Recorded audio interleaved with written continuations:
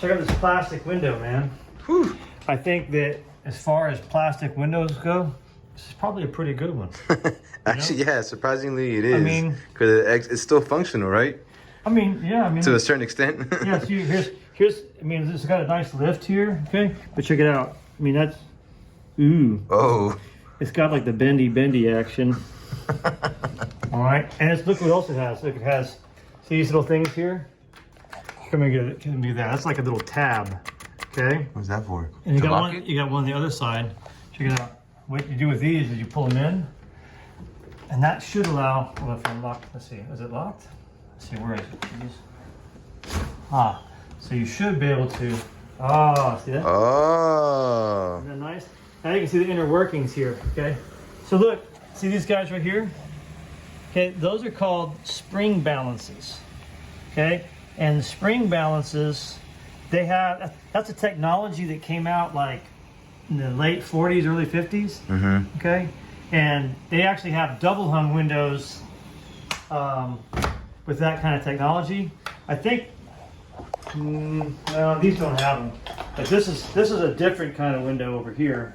This is an actual wood sash here, but you can see it's got the plastic track in there. See that? See if you can get a close up in there. Yeah. I can't open it up all the way because of I see it. You were touching it you right see there it? in a minute. Yeah. See that? You can hear it. Listen. Okay. So one of the problems with that is over time that plastic gets brittle because of the sun. The sun breaks it down and it starts to chip.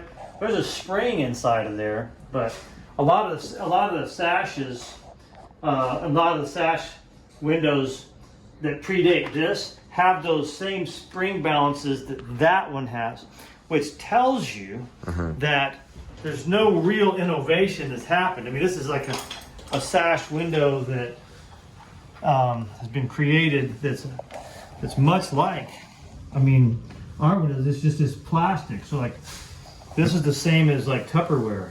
Okay. Question: is that common though too, to have wood sashes on a plastic frame? I mean, it used to be. Okay. But think about how cheap that is. Yeah. How cheap that is to manufacture, right?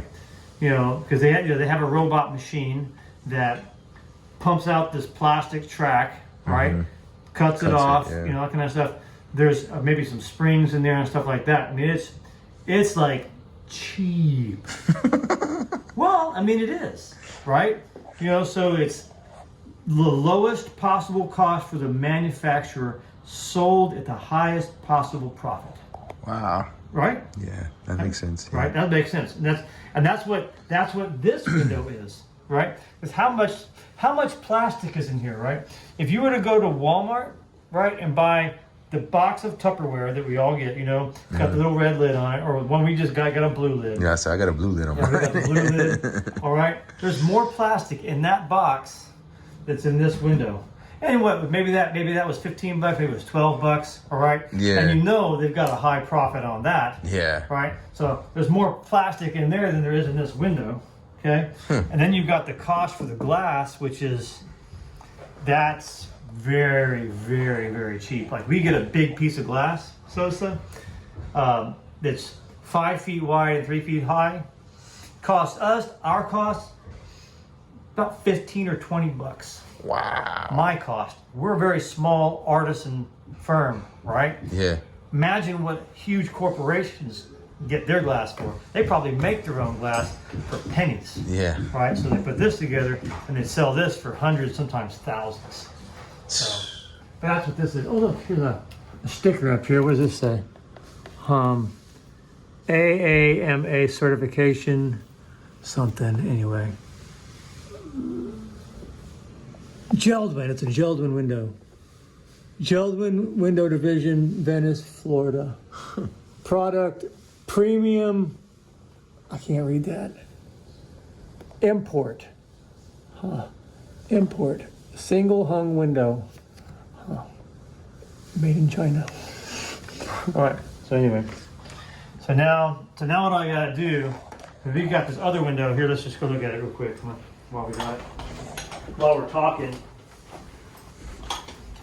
So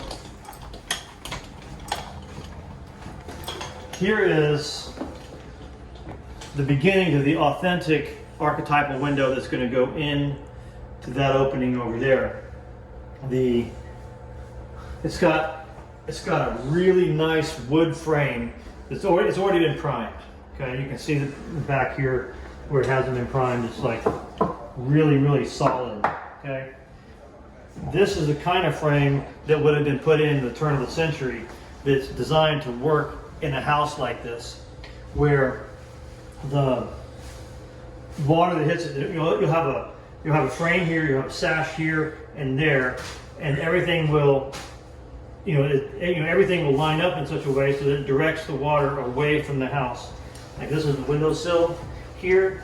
Underneath that is a sill. This sill actually goes up under that sill on a slope up to about here.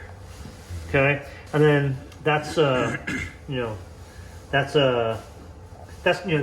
design that emerged so that water sheds away from the building. Just kind of goes to the outside. Why? Because you don't want water to drain into the building. Yeah. Right? So that's just a design that emerged long lasting. That's totally different than the design of the window that we're taking out. The design of the window we're taking out is just a flat panel, and then they add things onto it to make it look this way, right? So it looks the part of an archetypal window, but it doesn't perform the way that one does. So anyway, so if you've got an energy efficient plastic window that causes your house to rot, is it still efficient? No. Good question. Yeah. I think it's a fair question. So